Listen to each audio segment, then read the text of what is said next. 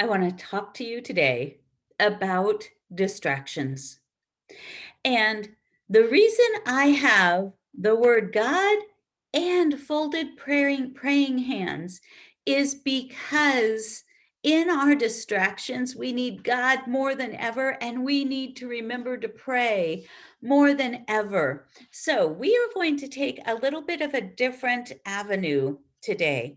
We're going to talk about how distractions can keep us from praying to God and putting God first.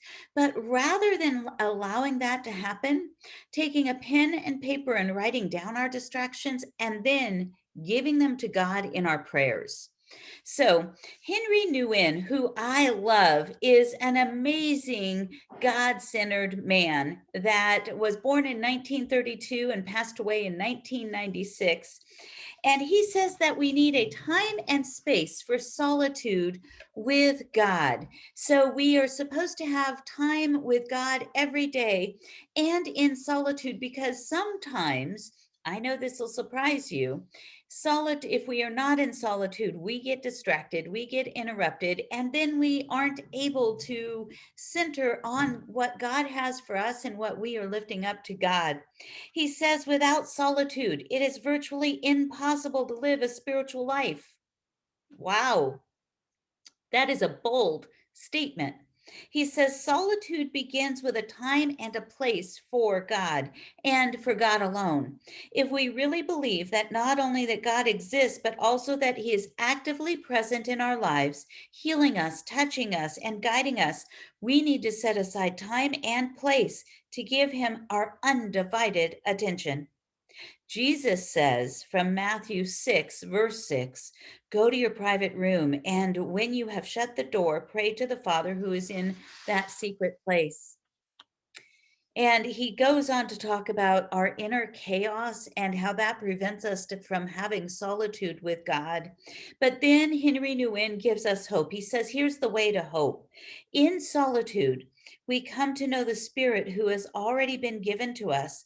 The pains and struggles we encounter in our solitude thus become the way to hope because our hope is not based on something that will happen after our sufferings are over, but get this, our hope is on the real presence of God's healing spirit in the middle of the sufferings. Our hope comes through the sufferings. Our hope doesn't come at the end. Our hope comes from God within and in the middle of our trials and tribulations.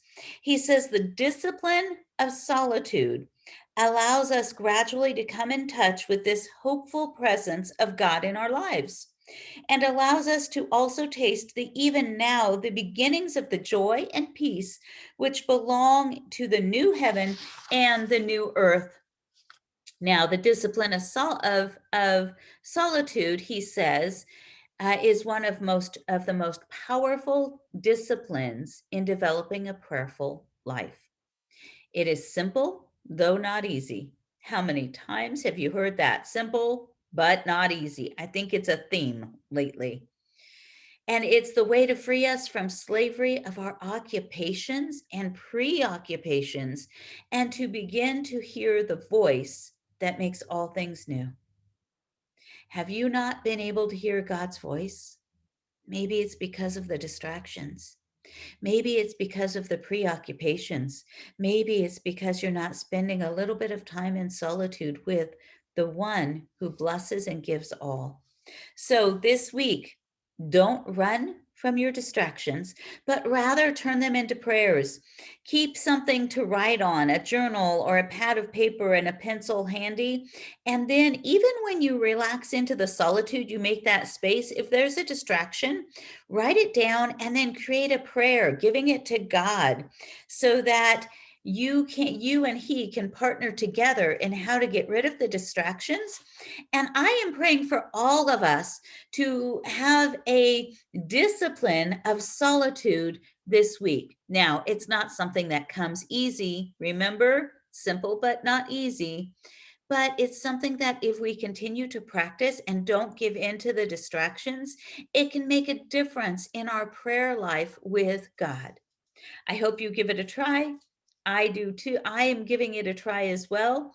I have never written down the distractions. I know they're there. I go to God and I intend to have solitude, and it doesn't always work out.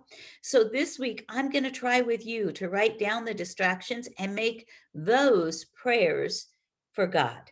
God bless. See you next week.